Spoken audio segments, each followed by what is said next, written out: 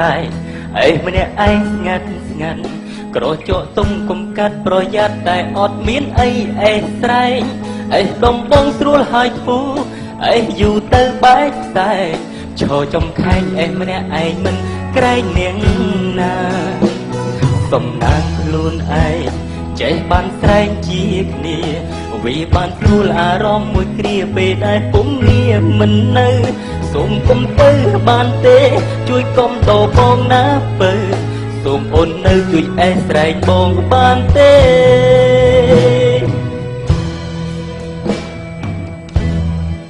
ជួយអេស្រែងបងល្អឲ្យបងបាត់ឈឺ